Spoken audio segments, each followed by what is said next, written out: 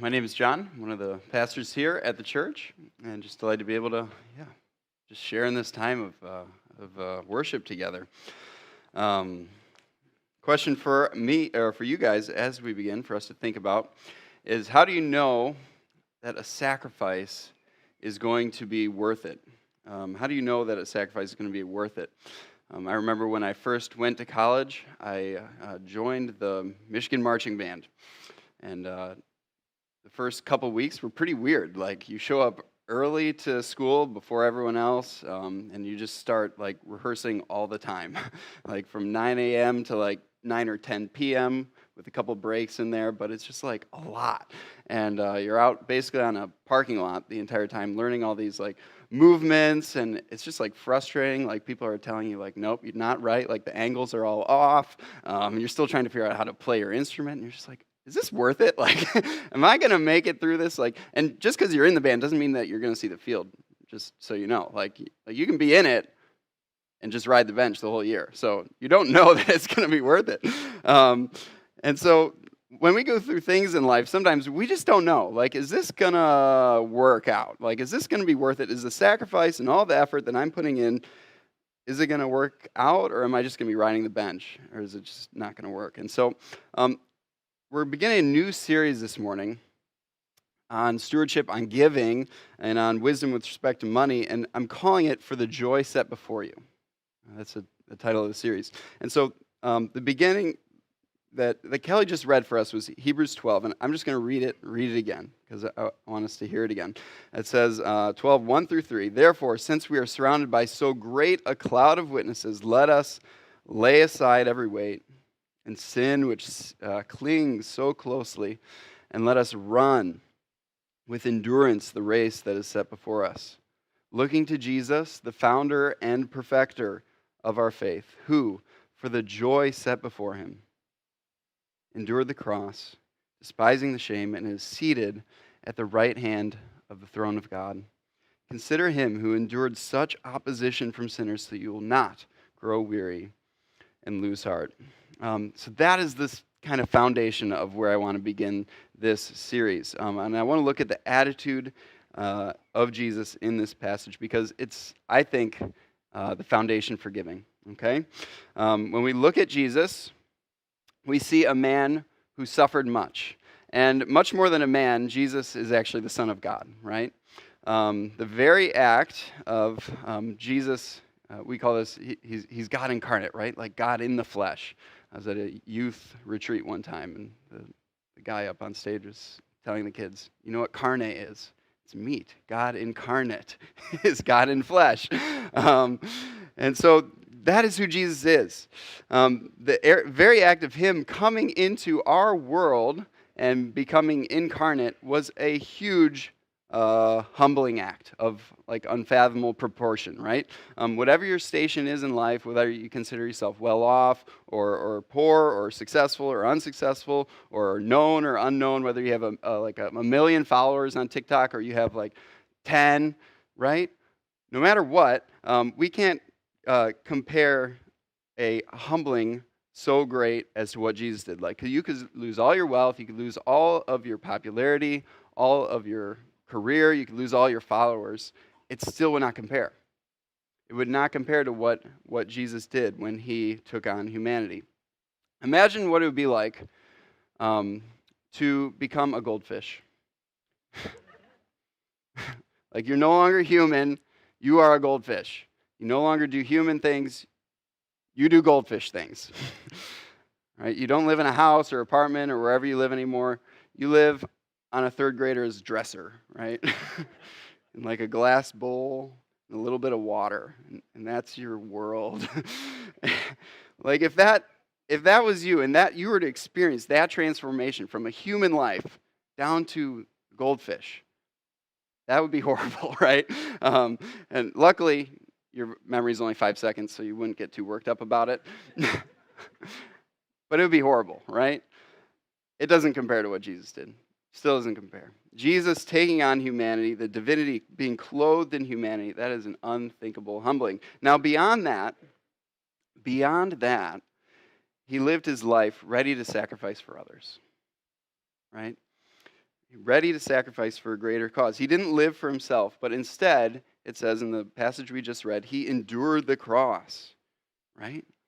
And the reason he did that was to secure our salvation. And so it's my belief, though, that if we understand the next 6 words in that passage, it'll change your life. Answering why he did it. And those words are, for the joy set before him. For the joy set before him. Jesus' desire to save you by dying on the cross for your sin was not grounded in a duty, right? He wasn't under some obligation. It wasn't because it was written in his job description and he just had to carry it out. It's not because his hands were tied or that he was forced to, or he got dragged into something and things got carried away. It's none of that. It was no accident, no surprise. He did it for the joy set before him. For joy. So your salvation hinges on the joy of Jesus. That's why he did it. And so my honest response to that is like, that's amazing, right? That is amazing. Like, why? Like, why would you do that, God? And we've been going through Genesis, right? And in the stories of that we see there in Genesis, I mean, there's just so many examples of human failure, right? Of violence against one another, like it's all over the place. And there's just like this wake of human suffering and even the best characters that we see in Genesis. And as we look at that, we don't think, oh, that's just some far off, thing that we have no connection to. What we think is, that kind of sounds like our experience. That sounds like the news. That sounds like our life, right? And yet, Jesus looked at us and said, I'm going to redeem them, right? Our salvation happens because of the joy of Jesus. He was happy to do it. And I really want us to take that in. If you take in nothing else, take that in. So this is the earth-shaking reality at the center of the gospel, right? There's all sorts of religions that want to explain suffering. You might say, it's just you get what's coming to you, maybe, or perhaps it's just something you have to hold fast against. Like there's evil in the universe, you just have to hold fast against it. But the center of the Christian religion is the cross, and for many it baffles. But for the believer who understands it, it gives a rationality to life. Because at the center of our world, we have a God who is yet sovereign and yet bore through suffering. He was in control, and yet the pain before him was the doorway to redemption. And so it gives meaning to your life and what you endure. It gives meaning to the pain you go through. And as I was asking earlier, how do we know if it's worth it? Jesus shows us that enduring the pain is worth it. So the gospel, it is foundational for understanding giving, okay? Because we are saved by grace, right? We're not saved by works. And because we're saved by grace, there is no way for you to buy your way, right? There's no way to buy your way. You can never be justified before God through giving. So here's sort of my first point, is that giving is a response to grace already received. It's not a means of salvation. You can never be saved through your giving. You can never give so much money in actual dollars or in an amount or a percentage that would justify you before God. On the other hand, you can never hoard so much, right? Such as to lose your salvation. Salvation is received by grace alone. There's no dollar amount attached to it. You can't buy it at the store. You can't ship it to yourself from Amazon or anything like that. It's a gift that can be received. Now, if we do give nothing, then perhaps that might be an indication of where our heart's at, sort of like getting an x-ray at the doctor's office. It might be an indication of what's going on inside. But giving or not giving, that's not the effective means of salvation, right? It is grace.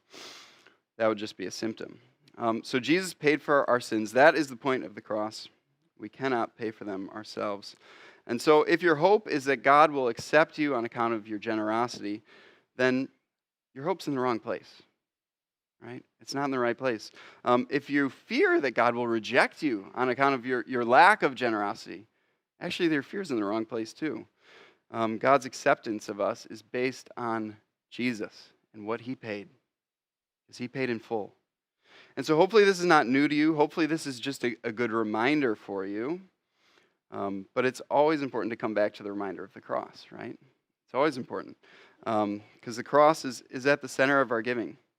We can believe this in our head often if you're a Christian, but still sometimes there are emotions that can come based on our giving that that we can experience, right? Like a hope of acceptance or the fear of rejection that aren't based in reality, because Jesus paid for it, but we can still experience those things. There's no amount of money that you can give to get God to love you more, and there's no amount that you can give to make him love you less. And I think this is a grace-based understanding of giving, which is foundational and important. Now, if we don't give to God for salvation, or merit, or credit, or anything like that, then why do we give? Why do it? And what is giving anyways? Like, John, you keep throwing this idea. You keep saying giving. What are you talking about? And those are good questions. Because up till now, I've been trying to, dispel what Christian giving isn't, right? It's not a means to salvation. It's not like a tax to going to church. Right? It's a response to grace already received. So what kind of response it is, and here is I tried to come up with the clearest definition I could, and it's not going to go on a Hallmark card, just fair warning, because it's too wordy. But I think it's hopefully accurate enough to overcome that deficiency in Hallmarkiness. Okay, Christian giving is a form of worship in which one sacrifices or offers a faith gift to God for kingdom purposes, but principally to cultivate Christian joy in the hearts of givers themselves. I told you it was wordy, so I'm going to read it again. Christian giving is a form of worship in which one sacrifices or offers a faith gift to God for kingdom purposes, but principally to cultivate Christian joy in the hearts of the givers themselves. Okay, so I want to walk through this. The first thing that I'm saying is that it's a form of worship. It's a form of worship. Ultimately, giving is a part of worship. When you look at the Old Testament, what is the form of worship that we see? What do we see? Sacrificing, especially of animals, which is your property, right? It's a sacrifice. And this is natural, because the ideas of worship and the ideas of sacrifice are completely intermingled. They're completely intermingled. If following Jesus, if it costs you nothing, I mean, it's very difficult to determine what Jesus actually means for you, right? If it costs you nothing. And so I read this verse a couple weeks ago for a different reason, but here it is again, and I want to show you the link between sacrifice and worship. It's Romans 12:1. It says, "Therefore I urge you, brothers and sisters, in view of God's mercy, offer your bodies as a living sacrifice, holy and pleasing to God. This is your true and proper worship." Become a sacrifice. That is your worship. And so they are so intermingled. True and proper worship is to give of yourselves. And that can be in many ways, right? That's more general than just giving. That can be serving. It can be your time. It can be like love is sacrifice, right? Any act of love is sacrifice. But sacrifice and worship, they go together. And so if following Jesus just means for you something as simple as like clicking a like button on social media, then as a pastor, I would like wonder about that and ask questions, because it would just feel like maybe you're missing out on what's there for you. Maybe you're missing out on more joy in Christ. So giving, it's a form of worship, just like singing. Right? Just like us all gathering together to worship God in song,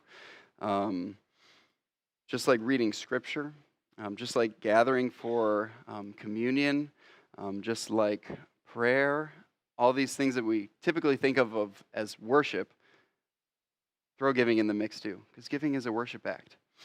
In the early years of the church, we used to pass a plate, and maybe even if you weren't here, I'm sure you've been at churches where maybe they pass the plate. If you're not familiar with that, that basically just means that you're passing the plate in which you can put your tithe or offering, your check or your cash or whatever.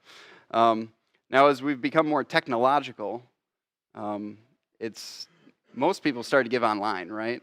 And there's lots of benefits to being able to give online. It's very sophisticated, very easy. You can do it recurring. That's awesome. And it's, just helpful in many ways. And our world is very much digital now, right? So I don't want to, there's nothing wrong with giving online, many advantages. But there might be some losses that we experience sitting in our rows or that we aren't thinking about. And one of those is probably the dissociation between giving and worship, right? And starting to forget about giving as a part of worship. And we do try and mention it during services, and we have a giving box, of course, as well. But without that act of doing it together, maybe sometimes we forget, this is a thing that we do together. We bring our gifts before God, and that's a part of worship as well. And I think it's an important thing. And so I was just thinking about this week and brainstorming, and it's like, well, how could we reincorporate that, or just, there's no such thing as a perfect worship service, and believe me, I've tried. But there's no one answer, but I was thinking of a few ideas, and one that popped into my mind was, maybe as you come up and if you come and get communion, when we come to communion later, you could also, if you have a gift that's recurring or a gift that you've given during the week online or something like that, just touch the box as a symbol of just a remembrance, and I'm giving to the Lord. And maybe that doesn't work for you, but that was sort of the thing I was brainstorming. So giving is worship, and it should be as inwardly fulfilling and joyful as praying or listening to scripture or singing together. Anything else we would associate with worship is giving is a part of that, right? Okay, so once again, Christian giving. Here's my definition. It's a form of worship in which one sacrifices or offers a faith gift to God for kingdom purposes, but principally to cultivate Christian joy in the hearts of the givers themselves. And so the next part of that is offering a faith gift to God. So why do I put it that way? Why do I put faith gift? Well, it's more than just writing a check, right? What do I mean? It's when you give to the church or when you give to the poor or needy, give to a missionary, etc. It's different than paying your DTE bill, right? Because when you're paying a bill to Comcast or DTE, you're probably not also praying for Comcast and DTE in that moment. I mean, you might be, and you're totally welcome to. There's wonderful people that work for utilities companies, and many of my friends do. And so you're totally welcome to pray for them, but it's probably not what you're doing. Because it's not really so much an act of faith, right? It's just that you have a bill. But when you give to God, it is an act of faith, right? So I've talked about giving to the church. There's, other forms of generosity that are important. For example, concern for the poor or the homeless or just downtrodden in a number of ways is an important part of the Christian's responsibility. The church has a responsibility to the community, not just to preach the gospel, but also to be the hands and feet of Jesus in our world. And so we want to lift those up who are struggling and provide blessing when possible. And of course, Mosaic we try to be involved in that through various means. But you might also feel compelled to strike on your own, right? You're not doing it as a part of ministry, but you come across a homeless person and they're asking for money. Maybe you just want to buy them a hamburger. Now, if you buy them a hamburger, on one level, you are giving that hamburger to the man, right, who asked you for it. That is true. On a deeper level, you're giving it to God. You're giving it to God. And I want to read this from Matthew 25. And it says this, starting in verse 31. Jesus is talking. He says, "When the Son of Man comes in his glory, and all the angels with him, he will sit on his glorious throne. All the nations will be gathered around him, and he will separate the people from one another as shepherd separates the sheep from the goats. And he'll put the sheep on his right and the goats on his left. And then the king will say to those on his right, "Come, you who are blessed by my Father. Take your inheritance, the kingdom prepared for you since the creation of the world. For I was hungry, and you gave me something to eat. I was thirsty, and you gave me something to drink. I was a stranger, and you invited me in. I needed clothes, and you clothed me. I was sick, and you looked after me. I was in prison, and you came to visit me." And then the righteous will answer, "Lord, when did we see you hungry and feed you, or thirsty and give you something to drink? When did we see you a stranger and invite you in, or needing clothes and clothe you?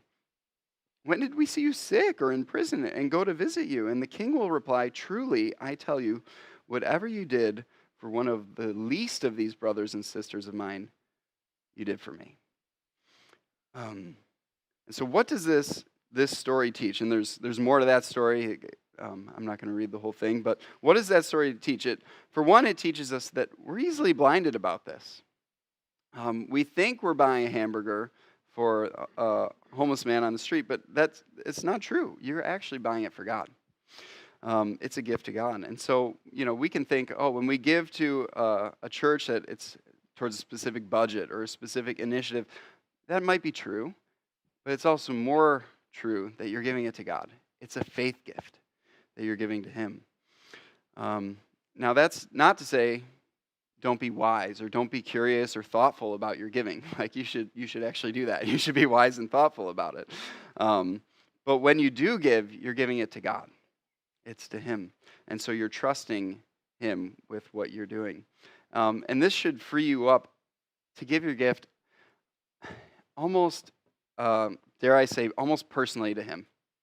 Right? Almost personally to God. When we give in faith, when we're trusting God, it is a worship act where God is involved in it. And you're bringing it before Him. And I want to raise our thinking about that because it can be easy to dissociate that.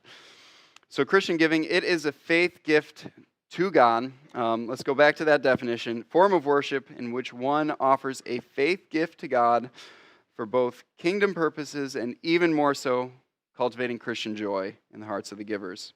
And so I want to get to this last part now. What's it for? At one level, it's for Christ's kingdom, but at a deeper level, it's for your joy. So I want to read from Matthew 6, 19 through 21 to get at this point. And in this section of the book of Matthew, Jesus, He is teaching His followers, and He's teaching them in what is called the Sermon on the Mount. And what He does, He begins to contrast in the Sermon on the Mount, like a spiritual life versus a worldly life, in several different categories. And at times, He starts to talk about money. And He says in Matthew 6, 19, "Do not store up for yourselves treasures on earth, where moths and vermin destroy, and where thieves break in and steal. But store up for yourselves treasures in heaven, where moths and vermin do not destroy, and where thieves do not break in and steal. For where your treasure is, there your heart will be also." And so here, Jesus, He is urging us to have a heavenly mindset. He's urging His followers not to be fixated on what's temporary in life, but to be expectant for eternity. When we choose to give to Christ's kingdom, we're choosing to invest not in what's going in temporary, but in what is eternal. And he gives good reasons for why this makes sense. He says, after all, the things of this world, they will not last. Like moth and vermin will destroy them. My T-shirts from college can attest. They do not last. The things that we collect, they just don't last. And at one level,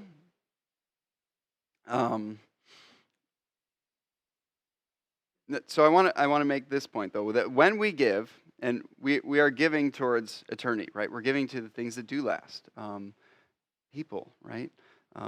His kingdom. But I want to make this point, and the point is this: that God actually doesn't need your gifts. He doesn't need them. He is not lacking in resources. He's not depending on us to come through for him, to pull through with a big campaign, a budget campaign. Like, and if we could only do that, he could do something. Like, no, he doesn't need our money, right? He's not in need. So if God doesn't need our money, then why do we give it to him? And let's look back at verse 21, because when he comes to verse 21, he gives an axiom, and he says this: "For where your treasure is, there your heart will be also." Where your treasure is, there your heart will be also. This truth is a bit of a double-edged sword. If your heart is where your money is, then two things are true. It's one, that your money is going to follow where your heart is going. And on the other side, your heart is also going to follow where your money is going. Okay? Your money follows your heart, and your heart will follow your money. Okay? Now, here's an example. If you love a football team, I confess, I love a football team. You're probably going to end up spending money on that football team, right? You're going to be invested, right?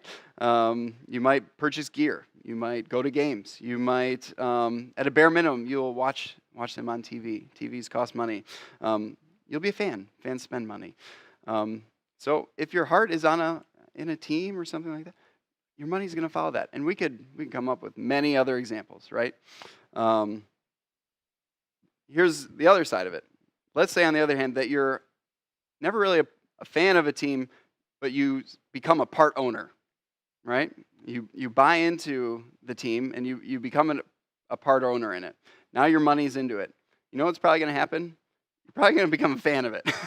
You're probably going to want them to do well because your money's in it now, and your heart is going to follow your money. Your money's now tied up with the success of your team, and you might get more invested. You might put more money in. Your emotions and joy will find their foundation in this investment that you've already made. And so this is like broadly true. Not true just for a sports team, but this truth that where your treasure is, there your heart will be also is true for anything. So if you look at it from the perspective of Jesus' kingdom, if you invest in eternity, here's what's going to happen to you. Your heart is going to grow for eternity. If you invest in Jesus' kingdom and his church, your heart is going to grow for those things. And you're going to love it more, and you're going to love him more, and your heart's going to follow that. If your treasure is in heaven, then all the sacrifices that you make in this life towards the kingdom, they're going to just feel joyful. And they'll grow easier to make too. On the other hand, if your treasure is all here on earth, then your heart is going to grow for that too. And it'll be even harder to find joy in God's kingdom and in heaven. And the unfortunate thing is that since those temporary things are just temporary, then they will fail us, right? We do not take much with us into into our gravesite, right? We don't take anything with us. These things will fail us, and if that is where our heart is, then I think we'll be bitter in the end. So this is the important reality not to be missed. Your giving is for the kingdom, but it is also for you. It is for your heart. It is to cultivate true joy in the hearts of givers is why Jesus asks us to give. And so that's why he also says this. It's recorded in Acts 20:35. He says, "It is more blessed to give than to receive." More blessed to give than to receive. In other words, that word blessed often just means happier. You'll be happier giving than receiving. And so he invites us to give. He invites us to participate. That's what this is. He doesn't need our money. He invites us just to be there and to participate in his mission. And it's a beautiful invitation to get that, right? Because how much more exciting could it be than to invest in something that's eternal and goes towards God? It's way more exciting. This is why Jesus was able to endure the cross, right? For the joy set before him. For the joy set before him. And the question for us is, can we do that too, right? For the joy that's set before us, can we endure? Can we sacrifice? Can we give? And so we've answered like, what is giving? I gave you this big clunky definition. But why do we do it? It's for joy, right? It's for joy in growing in our love for God. And if I cared at all about someone, I would not want them to miss out on this, right? Right? Because giving and worship, it is worship and it is a path to joy.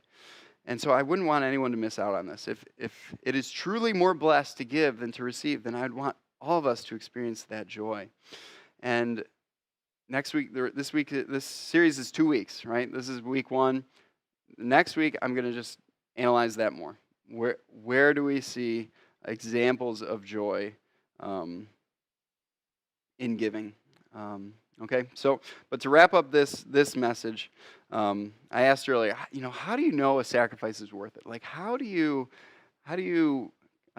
configure whether this is actually going to be worth it in the end? Because sometimes it feels like you're just giving, and it just feels like, I don't know, it feels invisible. I can't see the fruit now.